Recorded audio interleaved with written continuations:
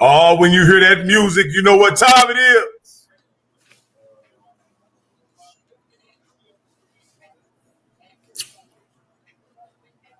I don't hear the music, man.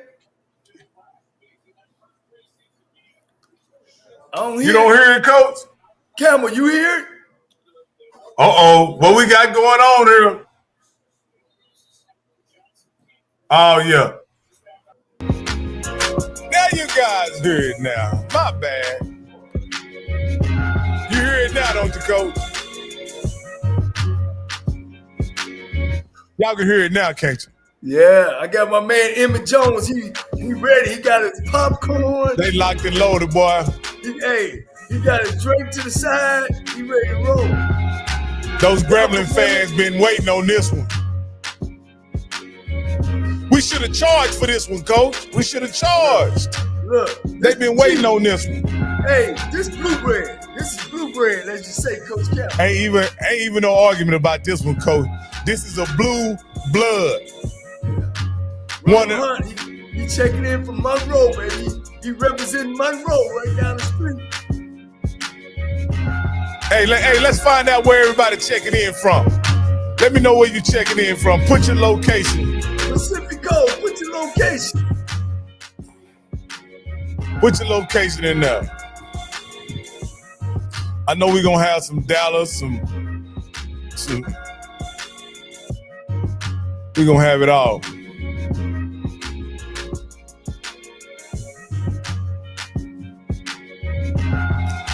You know we got Chuck Hunt from Monroe, Louisiana. You know we got him.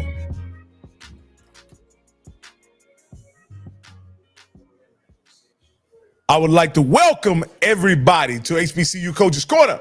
My name is Rocky Miller, and my co-host, Mr. Stephen Campbell. But our featured host is none other than the SWAC legend himself, the SIAC Coach of the Year, the SWAC Coach of the Year, none other than my man, Johnnie Cole.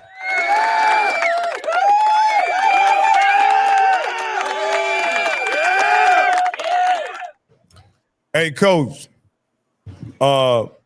before we get started, Coach, I got to ask both you and Campbell, how y'all doing today, man? We on the road, Coach, but how y'all doing?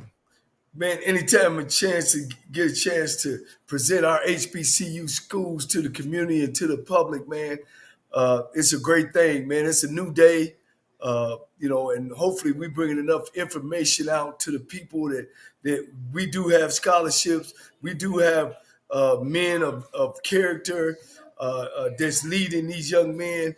And, it's just a great atmosphere. And it's the biggest secret that's now revealed that the HBCUs are coming. Hey, what's up, Mr. Campbell? What's going on? Hey, I appreciate you being available. Man, looked like we've been available all weekend to do these interviews. These coaches are freeing up now. Now they seem like they got some of the fall camp behind them, and we're able to sit down and have a conversation with them. What's going on with you, Mr. Campbell? You see what I got behind me, man. You see what I got behind me. See, I keep trying to tell folks, that's my people down there. They got my business to start. So you see me with the Grambling Tiger, boy. Too many people can take that picture like that with that pose. See, hey man, I'm an honorary Graham fam. You know what I'm saying? They know my name down there off Exit 81. So man, listen, I'm excited. You know, Grambling means a lot to me. Grambling's one of my favorite schools. Trumaine Johnson, coach, you know who that guy was. That All-American superstar was my favorite SWAC player of all time. So man, listen, I've always been a big fan of those folks down there at Grambling. I seen him go to work, Coach. I was a freshman, and he coming around on that counter in that wing T offense, man, and then fake it like he gonna run, and then run that post corner. Yes, sir. I seen him catch 3 against us, Coach. He go get it. Hey, Coach.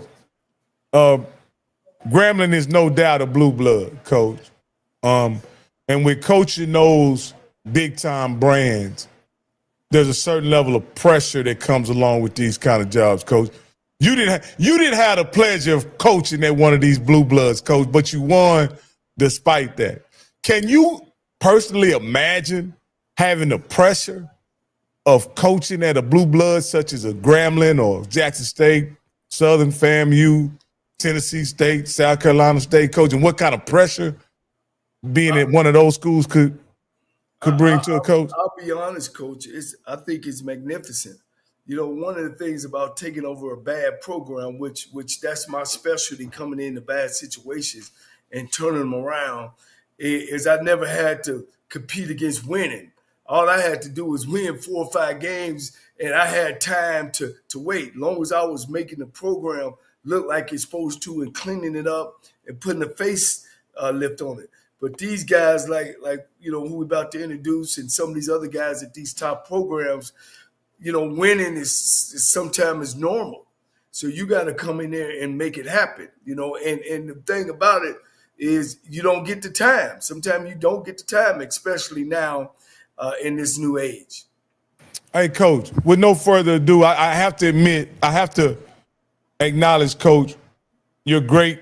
Not only this gentleman that's about to be introduced, you got introduced to him very early in his coaching career, and I know you're very proud of him and you recognize him as one of your proteges, Coach. This is another situation where I believe you not only was able to identify a coach, but not only able to coach the game very well, but you were able to identify talent at the coaching level. And with no further ado, Coach, I allow you to introduce one of your proteges, one of the men that you got introduced to very young in his coaching career. Go ahead, Coach, and introduce your guy, Coach. Without a doubt, you know, he's special to me, you know, and always have been. You know, my brother actually played in Nebraska where he finished up his college career, and they had a mutual friend, and you know, he was looking for a job, you know, and you know, we brought him in. He was raw, coming from an option offense, even out of high school, throwing the football. So, I mean, running the football. So when he came, not only was he just, you know, fresh, you know, he really wasn't throwing the ball as well or even seen or been in the offense. And, you know, but the thing about him, he allowed me and trusted in me that I could point him in the right direction. And we really got personal. You know, his family knew my family, his wife and kids, and we did a lot of things together that we can't talk about on the air. But you know, he went on. I hated to see him go so early when he left us. But one of the things he did, he came in and said, "Coach, man, you know, hey, just give me a chance to get back to New Orleans." He actually left us and went to Nickel State. It was for more money. It was for another better opportunity that we felt were good for him. And he trusted in me, and I told him to go ahead. Great friend of mine. I know at Grambling if they could be a little more patient, but we'll see, you know. But no further ado, my friend Mickey Joseph. Coach Joseph.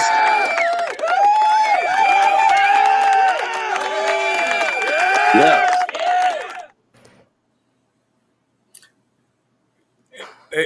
Hey, look, they ain't shut the power off over there. The Wi-Fi ain't working, is it? No. No, it's working. It's working because I'm at my house. But, you know, you're right. You know, when I came to Johnnie and them, I had to learn how to coach. Johnnie showed me how to draw circles. Johnnie showed me how to coach. Johnnie took over my individual with my team when my receivers played bad 1 week. So they showed me how to do it. They showed me how to check my feelings at the door. I appreciate LC and I appreciate Johnnie because they took me under their wing. But at the end, you know, when I had to leave, I had to get back in that Louisiana retirement system, and I did have a wife back in Louisiana, and I was trying to keep her. If I foresee the future, you know, I should have stayed there because she wound up divorcing me anyway. You know, so but I appreciate LC and Johnnie because they gave me my first shot. People don't understand that. People think that I'm not a SWAC guy. My first full-time job.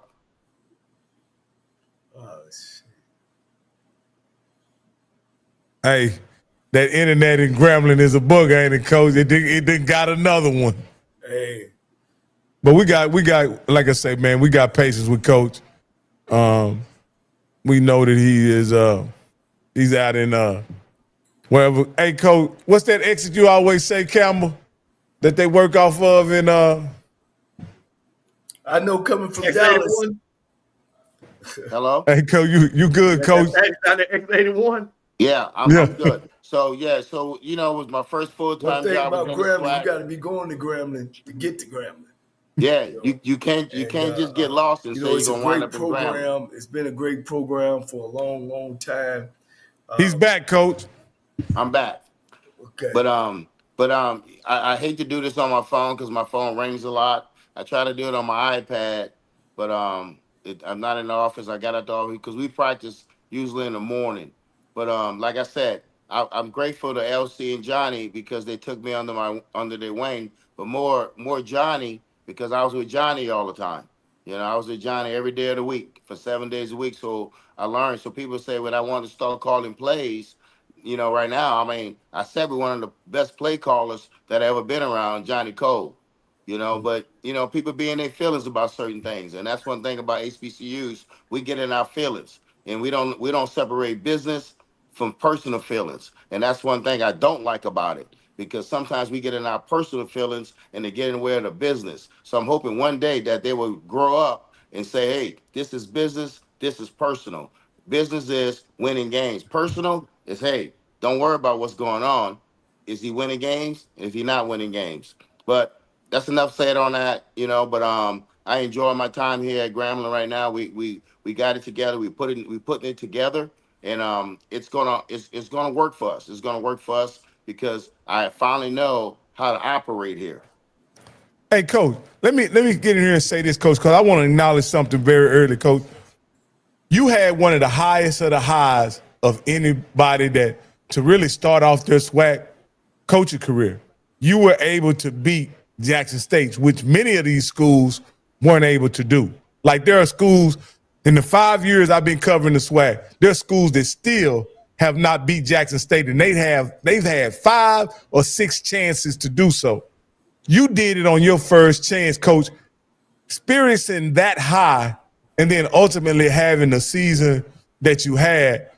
Can you just tell me what that victory against Jackson State meant and why weren't you guys able to sustain that level, that momentum throughout the rest of the season? Well, you know, I never lost to Jackson State. And so I'm not intimidated by Jackson State. Like a lot of people get intimidated by them because of, you know, what happens in pregame and they look good and stuff like that. And my thing is, let's just play the game and see what happens. You know, we had them at Alabama State. We beat them in Mobile, you know, and then we came back and we played them at Alcorn. We beat them at Jackson. And then I came to Grambling. We had to go back to back and we beat them back to back.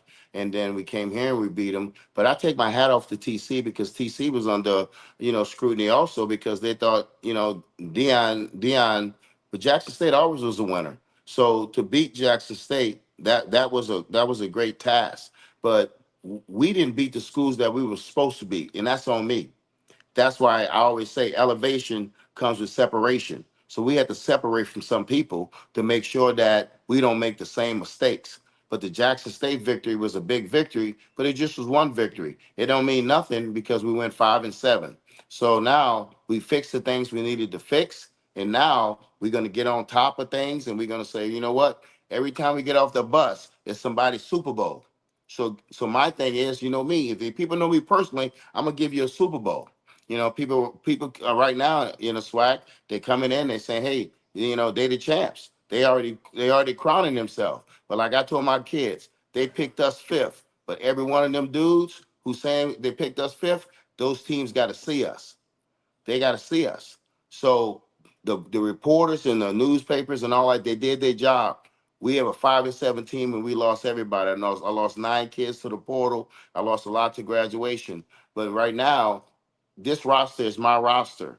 I mean, we got 4 to 5, 6 kids that's from Broderick roster, Hughes roster. So this is my biological kids. So now let's go. You want walk? We're gonna give you walk. You muted, Coach. Oh, I muted. No, not you, Hey, Coach Cole. one of the coach, man. We can't hear you, Coach. John, you got No, that it bad. seems like you're muted. Can you hear me now? Yeah, we we can hear you. Yeah, you can hear him, Coach. I can hear you now.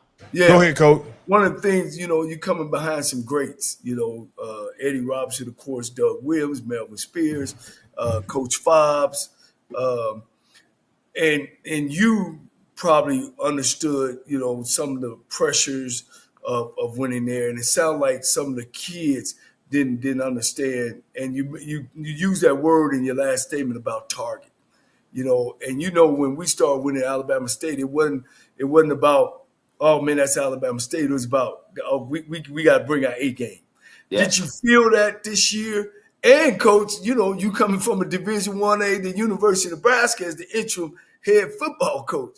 So it was a lot on you. It was a lot of targets on you. I don't know if you knew it or that. Yeah. Oh no, we knew that, but you know what? I'm a Joseph. We always been a target.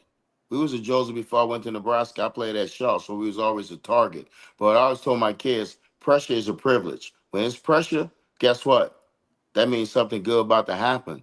But at the end of the day, we got to go out there. We got to execute as a team in all three phases. But at the end of the day, I really don't care that they want us to be their Super Bowl, but I'm gonna give them a Super Bowl, Johnny. I got to give them a Super Bowl because they say they're not, but we see kids that don't play for 3 weeks, but when they play Grambling, they play, and they don't play for the rest of the season. So that's their Super Bowl. But they know, like I said, they see me, they know how to find me, and they know to talk to me. But my boys will be ready to go. They'll be ready for SWAC play. We got to deal with Langston first. Langston's going to be a really good football team. And then we got to go to Ohio State and play that money game. And I said it, we go play that money game. And then we'll get down to business after that. But we love what we're doing right here with this team. We love this team. I love this coaching staff. And so I'm looking for good things to come. Yeah. You had a whole bunch of movement, coach. A whole bunch of movement. Did you lose your defense coordinator, or more so your offense receiver coach? You made a lot of changes. You want to talk about some of the guys that you brought in? Well, I brought in Eric Losi.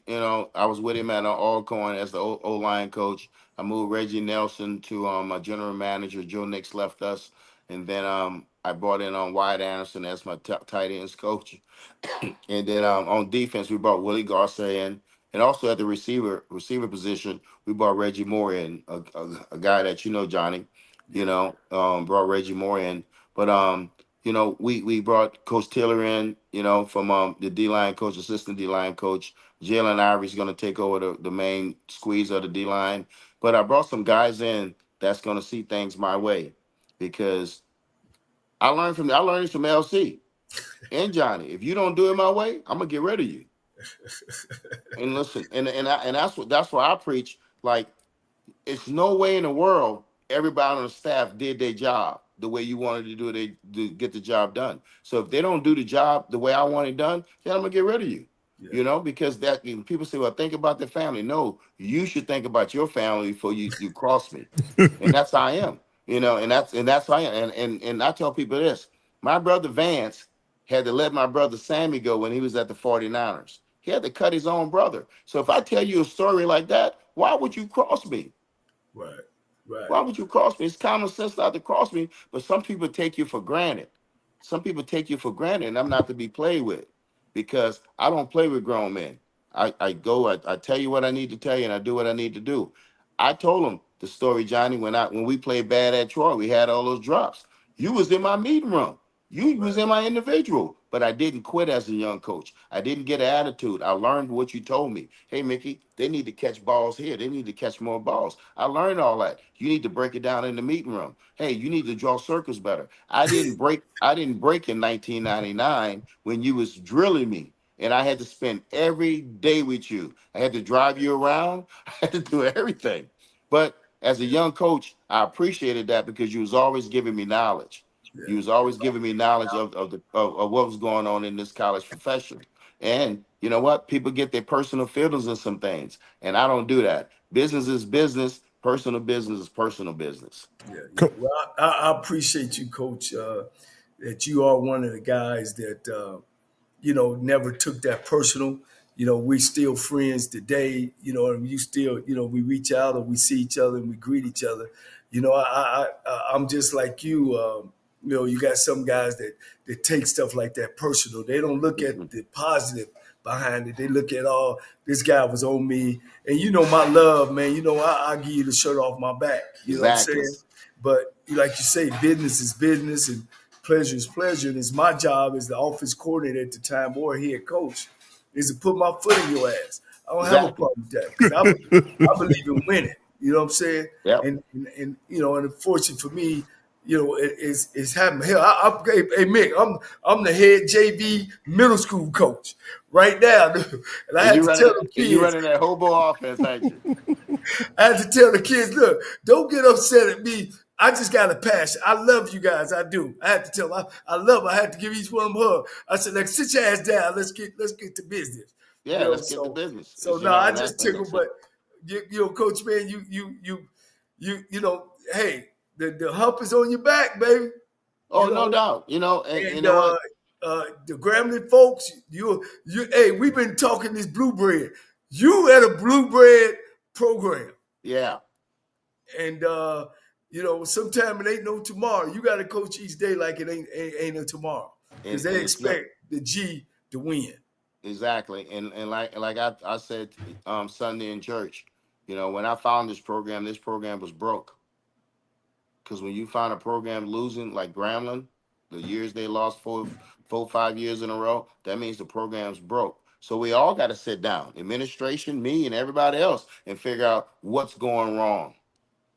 If I don't get it done in 2 years, and they say, hey, Mickey, you got to move in 2 years, okay, what's going wrong? What are we not doing? Are we hiring the wrong coach to function the way that we need to function here at Grambling? What's going wrong? But I think at the end of the day, after a year, I kind of figured it out how we need to function here, because people understand this. When I went to Tech in 2016, I've been in the PWIs all that time. And say, call a spade, they function a little differently. They function a little differently. I never had to deal with her. I don't think O had to deal with the president. I don't think O had to deal with the AD until they probably let him go, but he walked away with 15 million. So I had to learn how to deal with the president, and we got a good president, we got a good AD, but I had to learn how to deal with that, because when I was at Nebraska and I was the interim head coach for 9 weeks, it was one signature on that line. So now when I look at papers, it's like 5 signatures. So I had to figure out, like, why all these signatures on. So I had to learn how to work with them. I had to learn how to, if I want to be here, I had to learn how to work with them in their world. Yeah, because I had been out of their world for so long. In 6, 7 years is a long time to be out the world and come back in. Because I came back in thinking the kids gonna be, no, I don't have the resources to get these kids back the way we need to get them back. So I had to change the way I practice. I had to change the way I meet. I had to change a lot of things that I believed in for so long, because I had to figure out how to do this at Grambling. And I don't figured it out. Now, one thing about, my daddy raised us now, not to be no fool. Figure out where you at in the hood, or figure out where you at in the gated community. Right. And so I figured out where I'm at. Right. Speaking of the 2-year contract, are they holding you, or they holding you to that? It was public, so it ain't nothing. It was public knowledge that you signed a 2-year contract, and I guess that was something new, or is that something you had something to do with it too? Because I know you got your agent.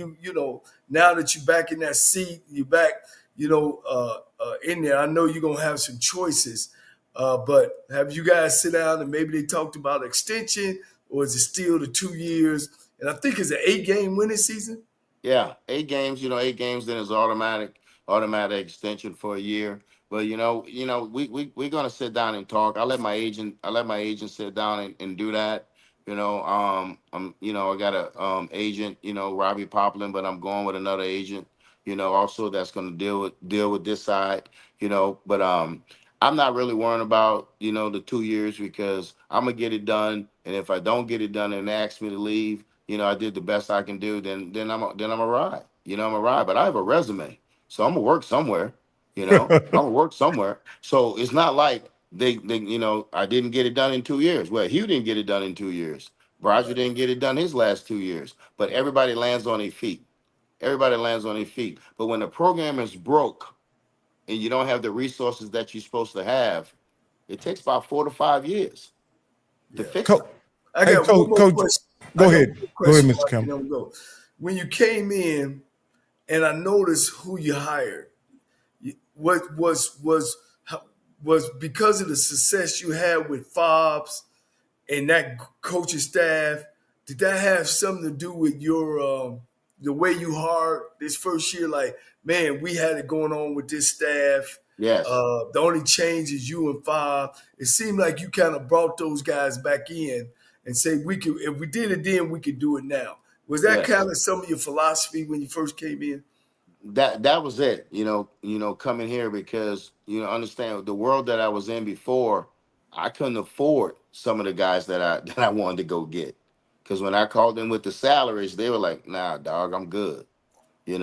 So when you talk about guys that I wanted to get, they're making 300,000-400,000. So they're not going to leave as position coaches. They're not going to leave me to come be a coordinator. So I had to get the guys that I can pay for. And I made some mistakes with that first staff. Sometimes your first staff's your worst staff. But like I said, if I was going to elevate, I had to separate, and I wasn't scared to do that. And I think some people are scared to do that at HBCUs. They scared to separate. And I'm not scared to separate because at the end of the day, only one person going to judge me, and that's God Almighty. And that's why I don't listen to all this noise out there. Like I always say, if you got something to say, you know where to find me. You know where to find me. I'm at the field house.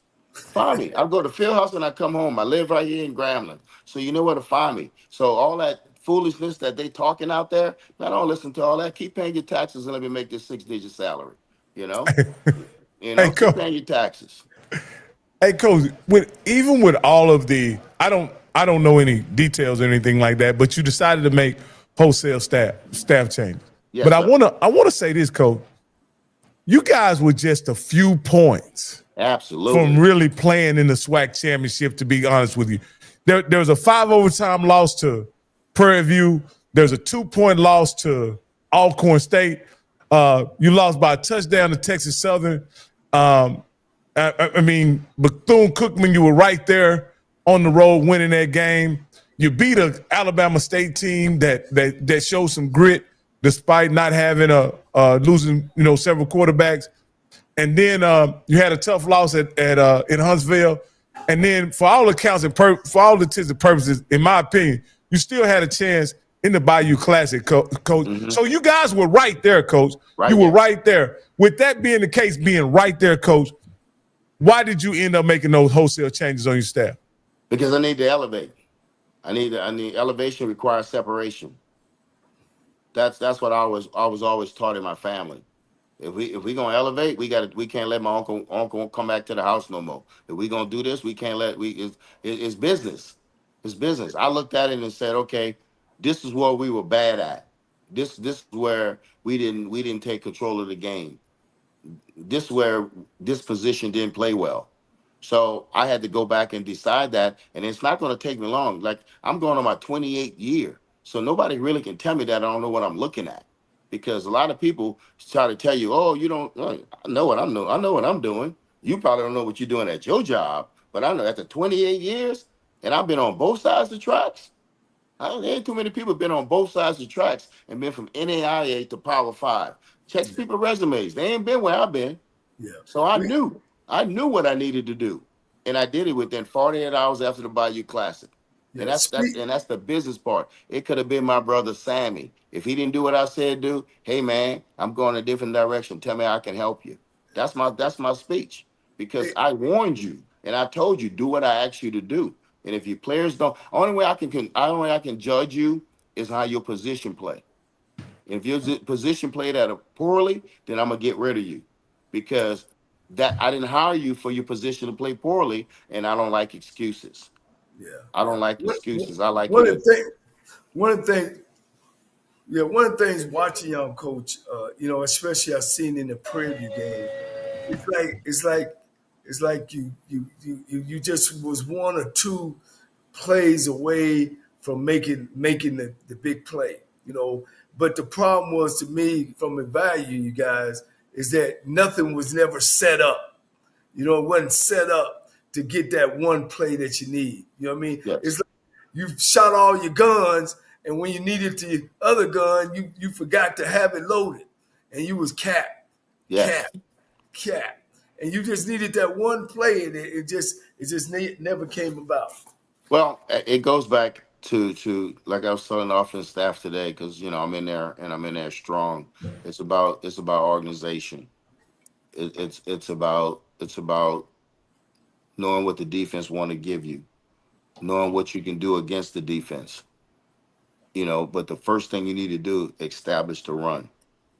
You got to be to see if those three techs and those noses want to take on run blocks. Because one thing they can do in this league, they can rush the passer, and they can play man defense. They can play man back there. So now I want to test your linebackers, and I want to test your D lineman, and I want to test your D coordinator gap integrity. Are they going to be in their gaps? And I'm going to hit you over and over again and make sure that you're consistent being in your gaps. If you show me that, then like you said, Johnny, then I'm going to move to something else. So one thing's going to set up another thing. And so we're doing a great job with it right now. Sharon Carey's coaching the quarterbacks. We're doing a great job. Chris Peters is coaching the running backs. So we're doing a great job of setting stuff up. But we're working together.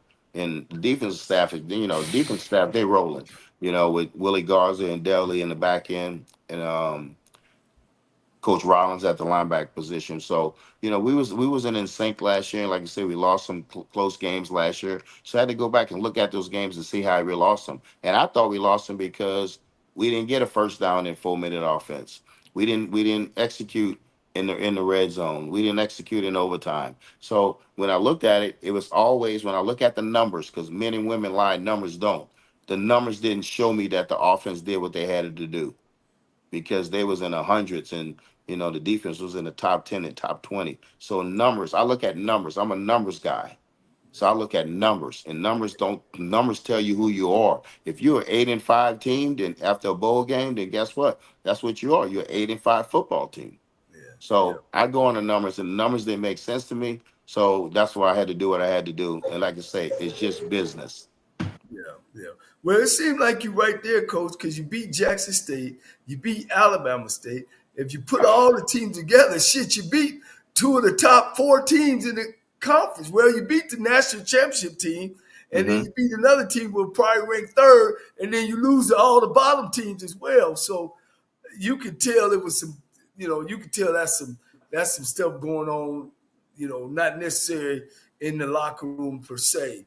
Yeah, and that's the thing about it. We got total control. Total control. It's our kids in there now. So nobody can go in his other kid's ear and say, man, we should be doing this, because now I don't recruited all these kids. All these kids, they know what I want. They know how I want things. They know that, hey, pick the locker room up. The locker room ain't up, and ain't up. Guess what? Go put your grass shoes on, because I'm gonna run you. So they know not to play with me on some of the things. I have no coaches in the building that when I say something, before I get to the stop sign, somebody's calling me, telling what I said in my staff meeting. Man, I don't get down like that. Gangsters rule with silence. That's what my daddy taught me. So when it comes to this football program, I'm going to move in silence. I don't be in all these talk shows. I do this for y'all. I don't do all that. I'm a football coach. I'm not a politician. I'm a football coach. I don't have to sell myself, because at the end of the day, it's football. And that's what I try to do. I try to coach football, and that's all I want to do. But I want my business to stay inside my building. I don't need everybody knowing what's going on. We have a really good football team. Because nobody knows what's going on inside our building. But everybody knows pick fifth, because they know nothing about this football team. They know nothing about this staff. That's just the media. So I tell the media all day, do your job. Come to practice. I got open practice. I don't hide nothing from nobody. Everybody running the same stuff, Damn, Coach, it look like you need to put a helmet on. You ready to put your pads back on, ain't you? Hey, look, Johnny, I told him I didn't start losing until I started coaching. I'm quarterback. I'm going 9-1 at Nebraska. I'm going 10-0 at Nebraska. Well, hey, I feel the fight in you, Coach. Oh no, yeah, I'm getting look, fired up. I'm yeah, ready but to. you know, they played with me the first year. I ain't gonna let you play with me twice. You know that, Johnny. And Johnny, you be proud of me because I've been good. It's not the Mickey you know in 1999 when you said, "Hold up," in Tuskegee. Mickey, don't slap that boy. So I'm about to slap him, Johnny. He was talking noise. I was about to slap him. Yeah, Hey, yeah. Go ahead, Coach. no, I'm gonna let Campbell in here, but Coach, when I first met you on your first interview, when you were, I guess, a candidate for the job, you came across as such a nice, kind man, just a good guy. I am a good guy. Today, it's a new, it's a guy with it. I see the fire in you. I see the desire in you, Coach. And I'm not saying you changed as a person because I don't know you personally, but it's good to see that you got that fire, Coach, because that's what's needed in this sport. No, We need men with passion and with fire. and you're right. I've been had a lot of fire, but sometimes people look at the fire and they take it the wrong way. So after a year, so I see what some of the people say, like, okay, well, I'm gonna give you Mickey J. You know, I'm not gonna give you Mickey Joseph. I'm gonna give you Mickey J. So if I give you Mickey J, this is what you're gonna get. You know, this is what you're gonna get. But I'll tell you, like, you know, it's been a great journey here at Grambling. You know, I know they want to win, and I want to win, and we will win. But the fire is here, and like I tell my teams every day, they picked us fifth, so they want war. So guess what? We're gonna give them war. They want Super Bowl. We're gonna give them a Super Bowl, and I'm gonna make sure because you said, okay, you let me get close to you. So you should have got me this first year because this second year, I'm trying to bury you. I'm trying to bury you every single game. And after the game, I just want to shake your hand and tell you to get better next week because that's how I feel right now, and that's how my boys feel. Because remember what I said, these are my kids now. These kids believe in what I believe in. And it's so hard with this transfer portal. People don't understand. You got to get these transfer portal kids. You got to get the right kids in here. Because if you get the wrong kids in here, they'll tear your team apart. And you can't let your assistant coaches talk you into taking a bad player. You can't let them do that. And I didn't let nobody talk me into all these kids that's in this building. I know these kids personally. And I tell coaches, if I don't like them, then you're not taking them. So I like all the kids that's in the building. We got a great group of kids. They love being in there. They love me. I love them. We work together and we're looking for war. Well, Coach, listen, I'm super excited to talk to you. As you can see, I got the representative Grambling behind me. I Coach, see that. let me tell you something, Coach. I know about them folks at X81. I've done business with them. I'm very proud. And I'm going to tell you what I do know. And there's a famous video of Eddie Roberts on the chalkboard talking about you whooped that man across from you. Yes. See, coaches from Grambling, people from Grambling, they don't do all that slick talking. See, what I like about you, Coach, and I think what people from Grambling that I know they like about you, you are straight ahead with the talk. We not going left, not going right. It's directly front. So, Coach, I know a lot of people respect you for this type of talk that you do, because that's what G-men are about. They ain't all that fancy talking and, talking trash, talking and stuff. Grambling men don't do that. You know what I mean? They do it on the field. So I'm just going to tell you what I do know about that. Now, I thought something I heard that you made a lot of conversations and discussion about the portal. And I wanted to talk to you about your team and also talk about some of your players that are going to be highlighted. One of the things when I was looking at your recruiting, I read somewhere where you said, you know what? I feel really good because I recruited about half of my freshman class. Yes. So I feel really good. So the guys that we brought in through the portal are guys that we felt could make an immediate impact. So let's talk about the guys, because it looks like you went for junior college guys that were hungry. It looks like you didn't go for those guys that are, hey, I'm at a Power 5, I should be a prima donna. But it looked like you recruited guys that are hungry, and that's what G-Men are about. So let's talk about your recruits that you brought in through the portal and some of the maybe some of the underclassmen that you brought in. Well, you know, when you talk about the portal kids, you can't get food with this Power 5 stuff, because some of these kids are walk-ons at a Power 5 and they'll say a Power 5 bounce back. See, you can't fool me with that. So we got a kid, Terrell Rabbie from Middle Tennessee that can play. You know, we got Kendrick the Banks kid from Ole Miss that can play. So we have kids that we wasn't fooled about this Power Five bounce back. Either we dug into you now. We dug into you now. But like I said, I redshirted 20 to 24 of my freshmen. So now my freshmen, they're not 17 and 18 no more. They're 18 and 19. So I didn't go out and bring a whole bunch of freshmen in. I brought some more JUCO kids in because JUCO kids are hungry. And I brought some transfer kids in also. But at the end of the day, when they talk about portal kids, I lost 9 in the portal. And I was the first one to say it, that when they take kids for me to go to Power Five, they should have a buyout. They should pay the school money, not me. They should pay the money back to the school. So now all these coaches now want to say, oh, this ain't fair. No, y'all should have said that in the beginning. Now y'all saying it. Y'all had the stage in the beginning to say it. But the kids we brought in, I thought it, like T said, kid from Southern, he's a no-brainer that we was gonna bring in. He had college reps. He didn't have the career he wanted at Southern. So I watched him. I got to watch him every weekend because when I was breaking Southern down, because I watched Southern every game and I watched him. So he was a kid that I was intrigued with because I said, man, this kid can really play. You gotta polish him up a little bit, but he got a great arm. He got poise, and guess what? He got heart because you seen him stand in the pocket with that pressure coming in his face and delivers the ball. So that was a good feeling for us. But most of our kids came on defense. Our D linemen came on defense. We got Big Ike from Nevada. We got Shane from a JUCO. We got Warren from East Texas A&M. Now I'm not saying their last name. Come and make them go search because I don't want to give all my secrets away. But we got some dudes in the building. But also those freshmen that I recruited, because I recruited that freshman class, they can flat out play, but they won't be here very long because as soon as they play, they're gonna do what? They're gonna leave. We just got the big Boston kid from Ole Miss, a big 6'8" tackle that was Ole Miss, and we got him. We got the Ackerman kid, a 6'8" kid from St. Louis that qualified late. So we got some dudes in the building right now from the transfer portal, but we also got some freshmen that came in here also that's going to help our redshirt freshmen. So we're going to have about 24 redshirt freshmen out there. And those kids are really lighting it up right now because they're working. They're working their tails off right now.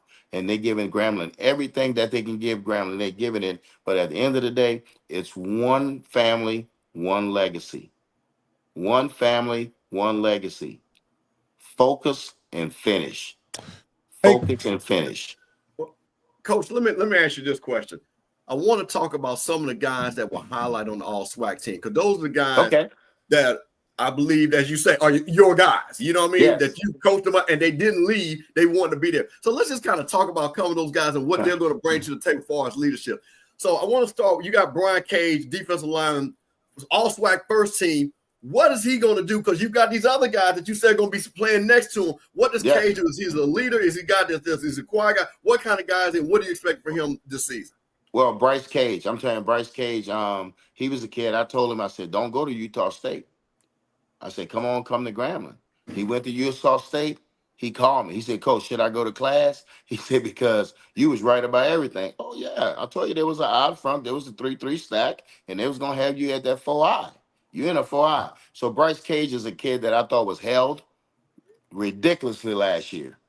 That he should have been first team last year, but he was held. So now they had to give him preseason first team. He's a kid. He's an NFL kid. He's a kid that can play on the next level. And I've been told this by a person that I know that coaches in the NFL, who's my brother, that this kid's got NFL talent. So we really enjoy how Bryce. Now, Bryce is a leader, but Bryce, when I talked to Bryce about leadership, and Bryce said he's like a wolf. He said he lead from the back. So I had to go back home that night and look and see how wolves lead. And he's right. The big time wolf leads from the back. He walks behind the pack. And that's what, but he's still a leader. At the end of the day, Bryce gonna do a whole bunch for us. We love Bryce. Butch is playing his butt off. He's a great leader. He's on our leadership council. And he only really talks to me. He only really talks to me and his coaches. But if things are going wrong, he's going to be vocal and say, hey, we got to get this thing going. Now, if anybody can shut down practice, he can. So sometimes I take him out to drill. because he shuts down practice. Because I told him, I said, if you don't get out of practice, we're going to chip you. And when we chip you, that means we're going to chip you in your ribs. And I don't want to hurt my own players, so I take him out. But we love having Bryce. I think Bryce is on, Ford School, Southeastern, Texas State, Utah State, than us. So we enjoy Bryce. Bryce going to graduate. So that's one thing people not understand. And also, I'm getting them here after 2 or 3 schools, and I'm still graduating. Nobody want to say that. Grambling's still graduating. Dr. LaMelle making sure we still graduate these kids, So people not talking about that. And that's a good brother. I know him very well. I knew him when I was down there hanging out in the ground. Now, Coach, one of the biggest things, and you're a guy, even though you're an offensive guy, you got a defensive mindset. Yes. You got a punter that's going to be able to flip the field, to set up your defense for a guy like, hey, let's talk about John Stefano, who's your all-conference punter. Well, Johnny's the reason that we went to morning practice, because Johnny was like, Coach, we need to practice in the morning because we'll have more energy in the morning because it's so draining, in the afternoon because, how you want us to practice. So I said, Johnny, you know what? Let's try it. Johnny's a 22, 23-year-old from SMU. And he should have rugby. Like I said, sometimes on a rugby, he should have just ran the ball because they just turn and run. But Johnny's a great leader. Johnny's on our leadership council also. He can flip the field. He also can kick off and he can kick extra points. But we love having Johnny. Now, Coach, I'm going to go to the other side, and you got a big offensive lineman, Taj Martin. Yes. Second team All-SWAC. Once again, Grambling, and Coach, listen, you're from Louisiana. Coach, you know this, so I'm going to kind of say something for some of the younger people. Grambling was always known for nasty defensive linemen and big offensive linemen. Of course, they had a lot of skilled guys, of course, the Doug Williams and the Charlie Jones.